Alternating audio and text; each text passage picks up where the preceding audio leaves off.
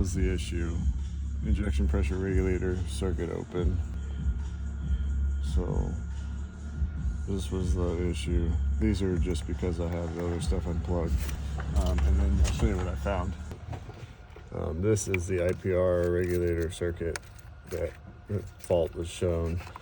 And now I've got these all unwrapped, but these were all together and touching, and the insulation is gone off of them.